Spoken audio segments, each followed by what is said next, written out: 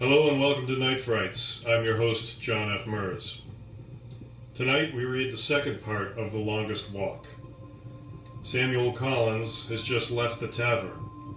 What lays before him now is a swath of darkness through which he must tread. Only time will tell if he makes it or not. Here then is part 2 of The Longest Walk. Outside, a chill in the air made Collins shiver as he drew up his coat and looked overhead. A thick cover of clouds obscured the stars and made the night seem even darker than it was. He glanced up and down Main Street, but most of the homes and shops there were as dark as the night. Here and there, a candle's glow would show inside a home, but it was otherwise quiet. "I wonder which of us has the longer walk?" asked Baker. "I've got about 2 miles to venture before I can crawl into bed. And you?" Collins smiled.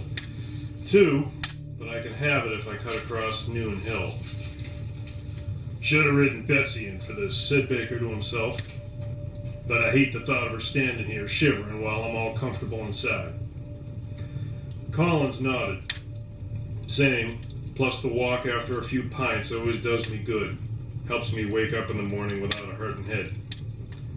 They drew abreast of where Collins knew they'd be parting ways, and suddenly the prospect of venturing home on his own seemed less and less appealing.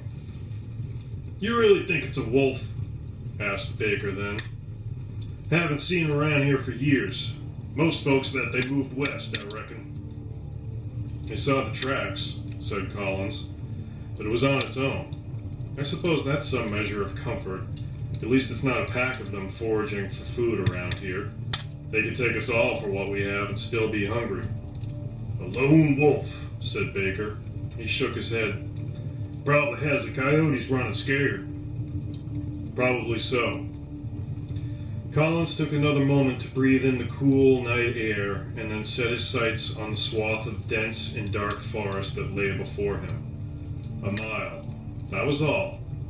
Soon enough, he'd be home in bed with a fire in the hearth to warm his soul. "Best be on my way," said Baker then. He turned and reached out a hand to Collins. "You well, old friend." Collins grasped his hand and shook it. "You as well. Don't dilly-dally." "With a wolf out and about? Not likely." Baker turned and started striding off towards the south. He had a well-worn path to trod, unlike Collins, whose own path now lay through the dark woods ahead of him. Collins watched his friend and then oriented himself to the forest, stepping off with intent. A cold breeze blew among the trees, making them yawn this way and that, as if some unseen force was bending them to its will. But Collins ignored it and concentrated on finding the narrow footpath that ran throughout the woods. He would stick to this, and it would bring him to his home on the other side of the forest.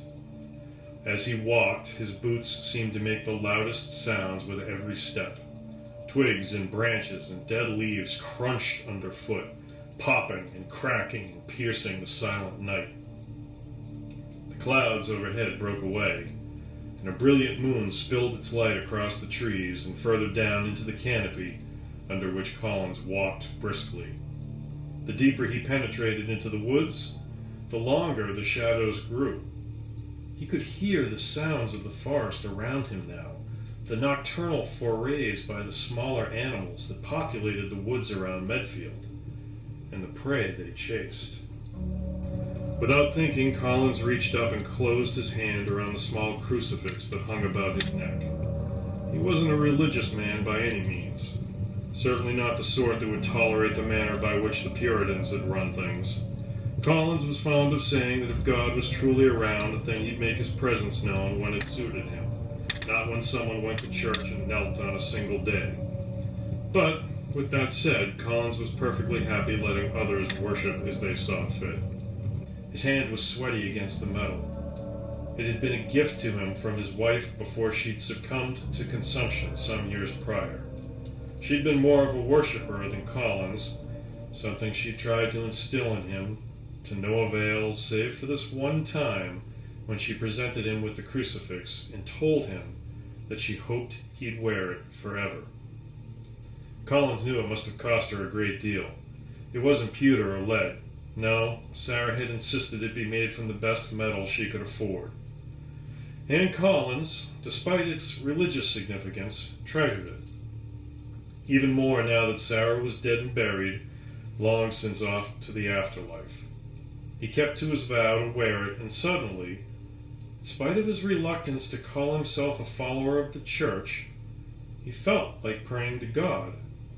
Really any God that would deliver him safely back to his home, with its humble four walls and cozy hearth that would spark back to life with a few handfuls of kindling and a couple of quick breaths upon it. The path he walked wound its way through copses of trees and meandered up and down slight inclines that carried Collins ever closer to his house. But there was one significant hill, Noon Hill, that lay before him still, and after a tankard or two of ale could well prove exhausting. Collins was at the foot of it when he heard the sudden, unmistakable howl of a wolf from somewhere off in the distance. It sounded robust, as if there was a strength there that belied any hint of vulnerability. The wolf cared little that it might be alone. It was hungry and on the hunt. That concludes part 2 of The Longest Walk. Tune in next week for part 3. Sleep well.